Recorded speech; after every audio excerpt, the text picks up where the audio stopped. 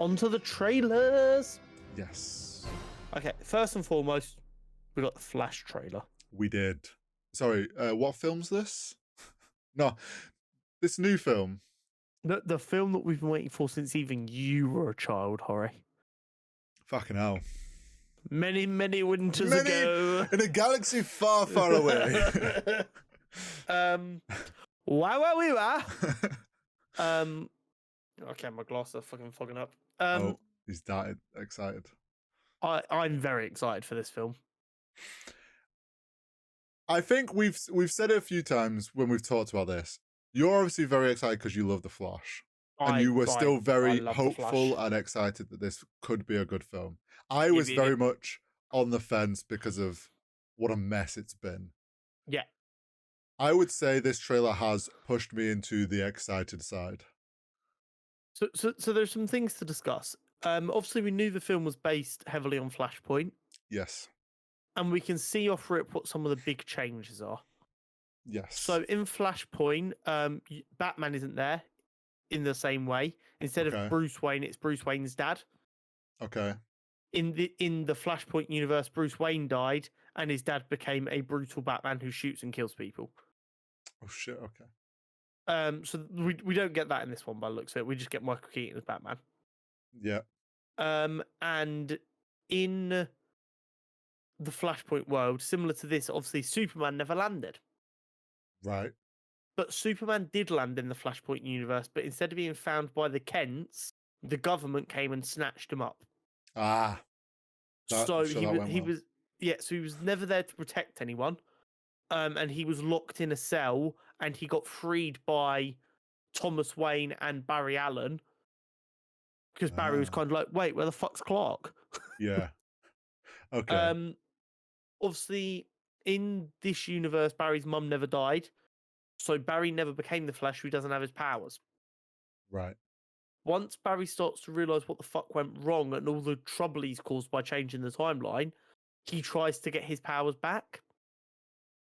Right. Which is fucking brutal, by the way they have to do that. In the trailer, it looks like there's a glimpse of them trying to give him his powers. If they really go all out on that, that could be like genuinely difficult to watch. Oh god. Because he like fully has to get like struck by lightning or being pinned down to a chair. It's not nice. No. And we also saw a bit where there was two Barrys. Yes. Now, I'm sure you might have seen this on the interwebs, but for people who haven't, that Barry was wearing yellow. He was. That is not Barry Allen. That is fucking Eobard Thawne, the tricky little fuck. I'm telling you that right now. That is Reverse Flash. So I'll do a bigger bit on this nearer the time. But basically, the whole crux is Reverse Flash is the biggest hater to ever hate. Yeah. Reverse Flash's entire motive is, how can I fuck up Barry Allen's day? Okay, that's literally. He travels back in time all the time. He's like, "Oh, Barry, you had a really nice day on July 7th, 2003. Fucking wait, bitch!" And he'll go and ruin his day. That's literally his entire motive. So what he does is in the comic, he tricks him into going back in time and saving his mum. Right. So that Barry can then fuck everything up, and he can sit there and watch as Barry essentially has a meltdown over all the shit he's done. Right. Yeah. Makes sense. Yeah. So that Barry Allen that we saw wearing yellow, everyone, myself included, relatively confident that that's Eobard Thawne. That would make sense. It would make a lot of sense, but it could just be really good bait in the trailer. Yeah. I also enjoyed that we saw the two Barrys running at one point, and one had traditional gold lightning and one had the DCEU blue lightning. Yes. And that just goes to prove to me even further that whatever your thoughts about Zack Snyder are, whether you think he was good or bad, he had a huge L by making Barry's lightning blue. Yeah. The gold looks so much cooler. It just does. And I hope... I don't know if this would have been a thing before James Gunn came in, because obviously James Gunn's come in, reviewed it, and kind of... There was changes made since... Yeah, I don't think there were any of his changes, though. By the sounds of it, he's just... it was being delayed anyway, and he's just like had to give final approval. I don't think he's really done anything. He might have been like, just change the hue of that lightning, just more gold. Let's make it so people can actually see what the fuck's going on in our films now, eh? Yeah, just crank the brightness real quick. But I mean, the trailer looked getting Michael Keaton Batman. It looked good. There's been some complaints about CGI because, of course, there fucking has.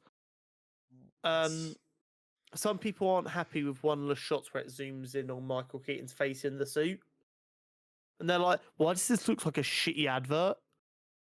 Like, bro, it's like 3 frames that are from like a 2.5 hour plus film potentially. Yeah, it's also like, this is something that I've realized more so with whenever people pull up frames, an individual frame never looks good ever. No, because you're not watching a film frame by frame. Like, as long as what do you mean, Hori? I can only see 1 frame at a time. As long as the shot together looks good, exactly. That's what matters. Motion is more important than anything. Yes.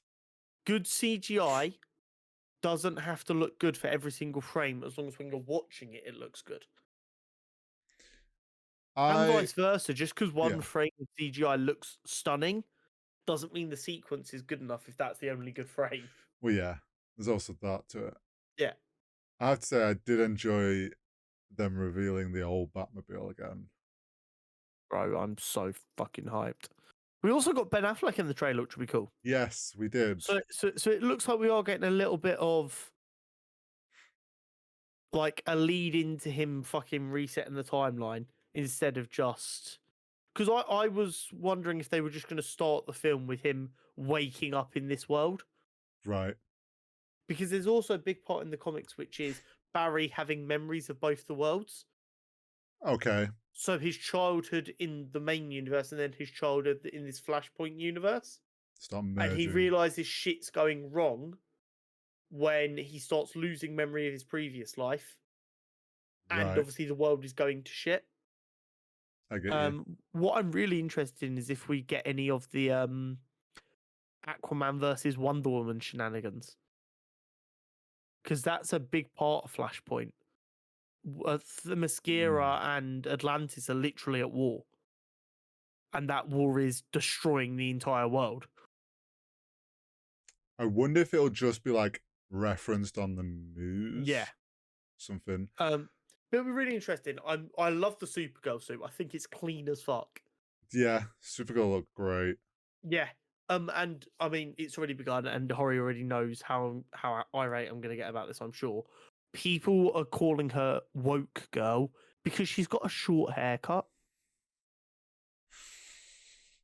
Bro, touch grass. Go outside, touch grass right now.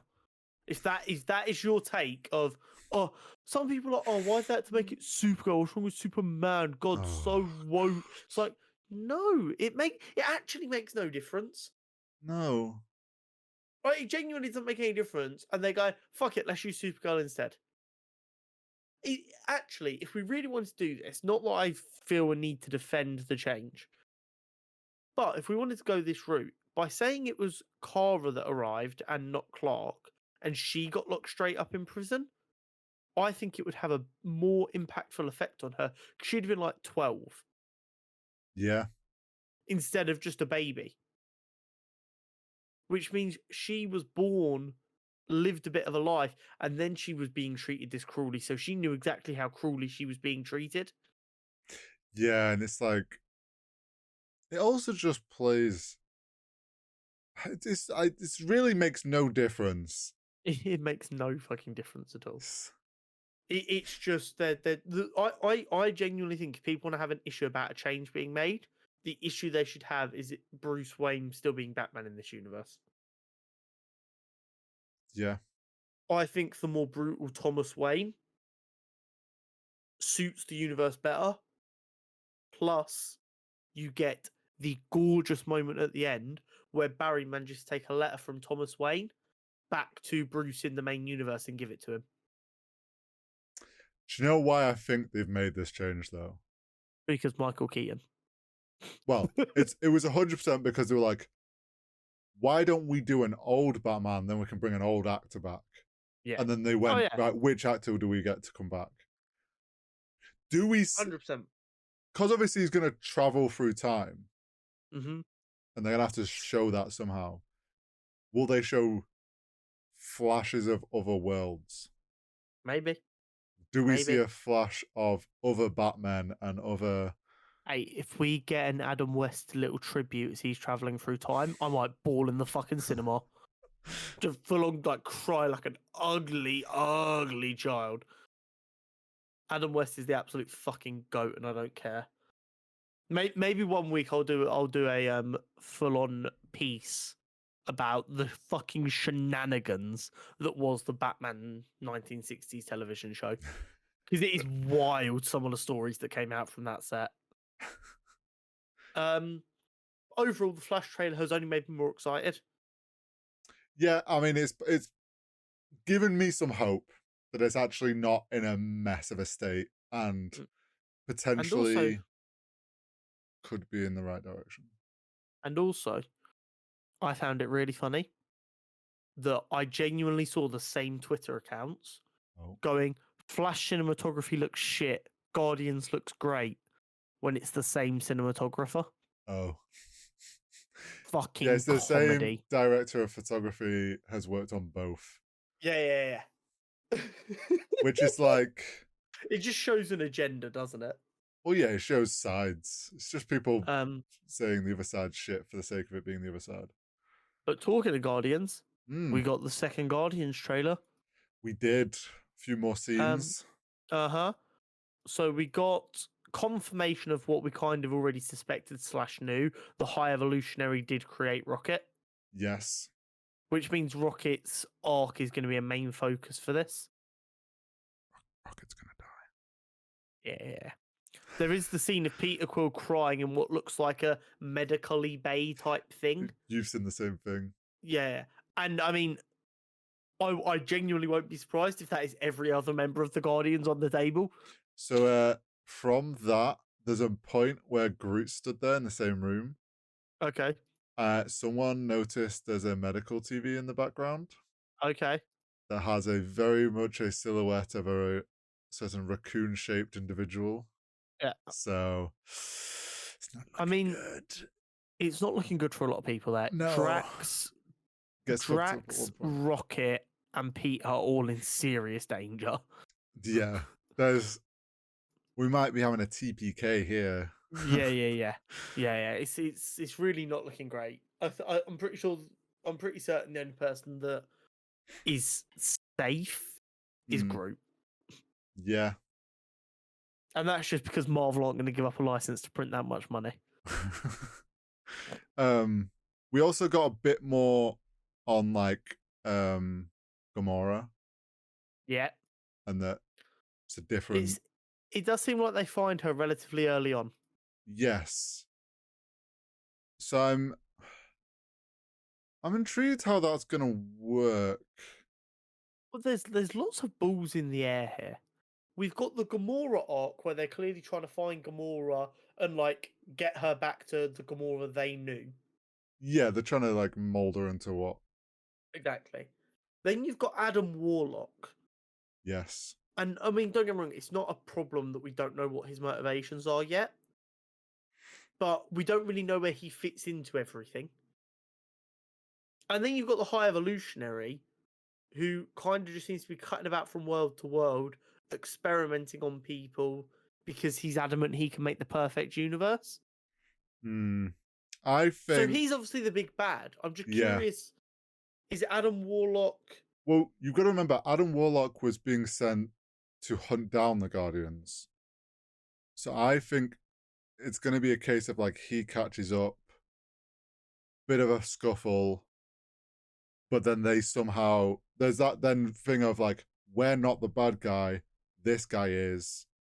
And maybe Adam Warlock turns to be more work with them. Maybe. I'm curious to see how it goes. But it looks just as gorgeous as the first two. Yeah, it looks great.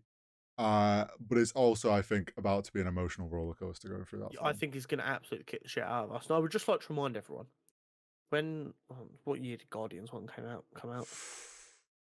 On release. It's a while back. Release date 2014. Okay. So by the time this film comes out, it will be just shy of 9 years. 9 years ago, no one even knew who these characters were. And now Groot is a global favorite. Yeah, this is exactly my point. 9 years ago, we didn't know who the fuck these characters were. We're going to be sobbing in the fucking theater. Some of them die, and some of them leave us in not in a death way, but just they go on to the next thing that isn't a part of the MCU. And people still don't trust James Gunn to build the DCU. I'm telling you now, 9 years after some of those first films come out, we're going to be in the same boat. Characters we didn't even fucking know. And I cannot wait for Booster Gold Season 3 to have people fucking sobbing. As he finally goes back to his own time or whatever to be a hero in his time. And everyone's like, no, Booster, don't go. And I'm like, bitch. I knew this was coming. Froze up clip from this podcast. Middle of episode 170. I'm like, I told you, motherfuckers. But yeah, very, very good. Don't get me wrong, there isn't a ton of new footage or a ton of new context. We get a funny bit where, like, Peter's describing to Gamora who Gamora was. And she's like, sounds more like you're describing her, and points at Nebula. And Peter seems to have like a moment where he's like, he does a double I love Nebula. It's like that double take of like, I've never thought of you in that way. And then Nebula's like, knock it off. And he's like, your eyes. And she's like, my father ripped out my eyes and replaced them with these black holes. And he's like, well, he picked out a very nice pair. And it's like, what? Why are you trying to riz Nebula? And also, I always forget to do this because she's so good. Karen Gilligan might be one of the best actresses in the world right now. Oh, shit. If you look at the roles she's done, the range. Yeah. The fucking range, bro. Yeah. No, you're not wrong. I watch Doctor Who. I love Doctor Who. I love Karen Gilligan in Doctor Who. I still routinely forget that she plays Nebula. Yeah. No, you do forget who plays Nebula. Because the makeup is so much, obviously, it obscures a lot of what she looks like. Yeah. And the red hair is a big, like, trigger for, oh, that's Karen Gilligan. So not being able to see any... Yeah. But because she's so in the role, which is so different to her as a person, which is quite bouncy and bubbly, and she's so deadpan and serious, such a good job. And I really hope Nebula not only survives this, but is still around in the MCU for a while longer, because I like Nebula. She's good. I'm okay for Groot and Nebula to survive and go and rebuild a new Guardians. Yeah. I can see that. We have one more trailer from Superbowl week. Yeah. The D&D trailer. Yeah, we got a new little D&D trailer. I mean, I'm so excited for this. It looks so good. They've not skimped out on actors, that's for damn sure. Yeah. They seem to be leaning more towards what we've seen from Vox Machina, in the sense of, okay, D&D has weird shit happen, so let's just have the ability for weird shit to happen. Yeah. They seem to be staying very true to D&D, and also like making sure to actually include a lot of references in, like, this time we got to see a lot more of the different creatures they seem to be fighting at one point, which were all like very specific D&D creatures. So it's like, for D&D fans, it seems like they're aware, like, we are making this for D&D fans. Yeah. We have to make sure, like, we are making the correct references to things and stuff, like people being able to watch and go, oh, that's this thing from D&D. Which I think often films that are from video games or TV shows that are from video games don't reference source material enough and then lose respect from the actual fans of that source material. There's this middle ground where you have to make enough references to the source so that fans feel like they're actually seeing something that's made for them. Yes. But also, you don't want it to be so constant that new people who might be giving your franchise a chance go, they were talking gibberish the entire time. I didn't understand any of it. Yeah. There is a sweet spot in there that if you can hit it, you've made a money factory. Congratulations. I actually think this D&D film, unknowingly, because of how popular Vox Machina's animated show has been doing and it being on Vox Amazon. Machina's really going to help this film out. So they've being on Amazon, I guarantee Vox Machina's got a bunch of new people that never watched a D&D related thing. Found out this is based off D&D. Oh, there's a D&D film coming out. Oh, cool. Yeah, we'll watch that. Yeah, no, you're describing me. I would not have bothered seeing this film. I'd have given it no thought. But I watched the first couple of episodes of Vox Machina when they came out just out of curiosity. I loved them. I've watched every episode now. And now I'm like, fuck it, I'll go see this film. Might be good. Yeah. Because Vox Machina has really shown the best of D&D. Oh, it's shown what can be there. So now people are like, I'm going to keep chasing that. I want more of that. That's good stuff. That's everyone that has watched Vox Machina and gone, oh, I'm going to get a group together and play D&D. And it's like, they're chasing... Hori's still airing me on starting a party, by the way, guys. Whoa.